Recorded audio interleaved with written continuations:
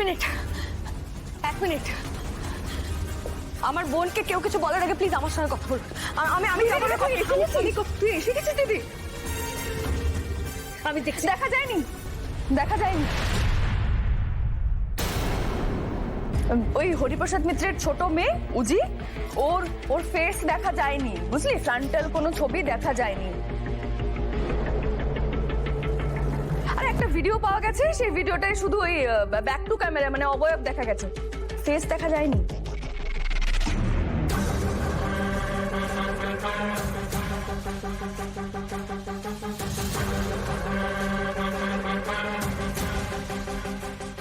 ও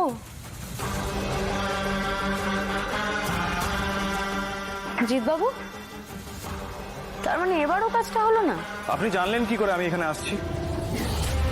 তার মানে আমার আসার খবর শুনে আপনি নিশ্চয়ই তড়িঘড়ি এখানে এসেছেন, রাইট? একদম ঠিক ধরেছেন।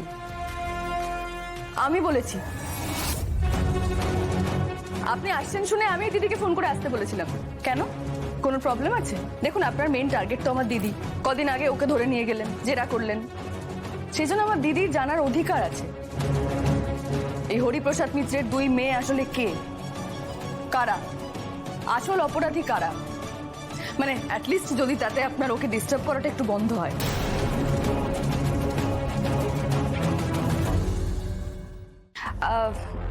ভিডিওটা একটু দেখি।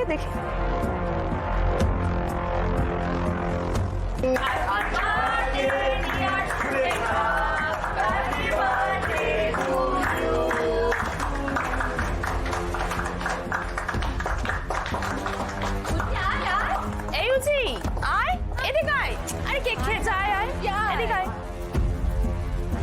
এই যে উজি উজি বলছে, এটাই হরিপ্রসাদ মিত্র ছোট মেয়ে, রাইট? ও কিন্তু এরকম ভাবে তো কিছুই বোঝা যাচ্ছে না। বিভা, আসলে উনি এই কারণেই ভিডিওটা আমাদের দেখাচ্ছেন যে আমরা যাতে ওই চুলের কাঁটাটা দেখে চিনতে পারি কোনোভাবে আর কি, সেই কারণে। বিভা, ও বিভা, বলছি শোনো না, তুমি একবার ভিডিওটা দেখো না, আরেকবার দেখো যদি চিনতে পারো কিনা। আমরা তো কেউই চিনতে পারছি না, মানে ওই কাঁটা আমরা কোথাও দেখেছি মনেও করতে পারছি না। ঋষি একবার বলেছিল বটে, এখনো বলছে যে ও নাকি দেখেছে কোথায়, কিন্তু মনে করতে পারছে না। কি জ্বালা বলো তো, কিছুতেই মনে করতে পারছে না। মনে করতে পারলে কি ভালো হতো, কত সুবিধা হতো। ঠিক আছে, আমি আরেকবার দেখছি, আরেকবার